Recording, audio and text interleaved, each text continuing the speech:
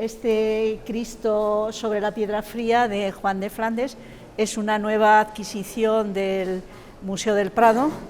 Se adquirió a finales del 2014, pero luego entró en el taller de restauración. El marco que tenía no era demasiado bueno y desmerecía la obra. Entonces tuvimos la fortuna, que no siempre se tiene, de encontrar un marco antiguo, probablemente de final del 16 o así, pero que no hubo que tocarlo para nada, porque parecía que estaba hecho para él.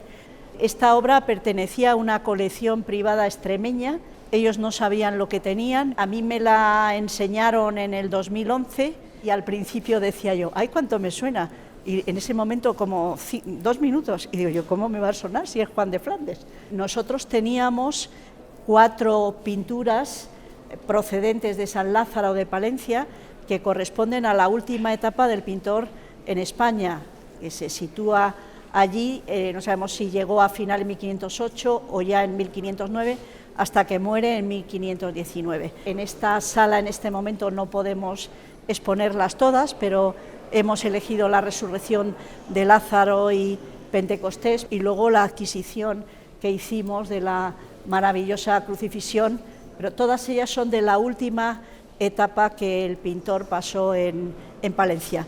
Esta pieza que tenemos aquí, con todas sus características, con todo su estilo, está vinculado al momento primero, nada más llegar. Se le ha hecho la documentación técnica y se ha visto el cambio, como siempre, y entonces, pues, por ejemplo, había puesto los pies más grandes y más separados. También había puesto como la cabeza doble, un poco más alta, con la corona de espinas. La mano la cambia, porque por primera vez lo representa a Cristo totalmente desnudo, no lleva paño de pureza. Entonces lo que hace es que en el dibujo subyacente había colocado las manos de otra manera y coloca esta mano para cubrir la parte inguinal de Cristo.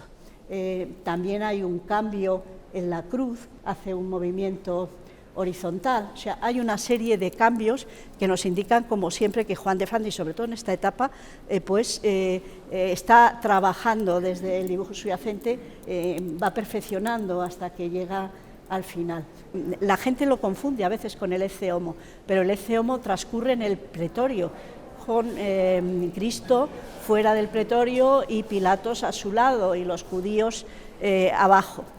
Este es un tema que transcurre en el Gólgota, en el momento en que Cristo aún no ha sido crucificado. Aquí vemos la presencia de la cruz, se le ha despojado de las vestiduras y está solo, con cara atormentada, en actitud meditativa, incluso con las manos, coronado de espinas, con las manos atadas. Podemos ver una pieza temprana de Juan de Flandes que es como si fuera una pintura flamenca.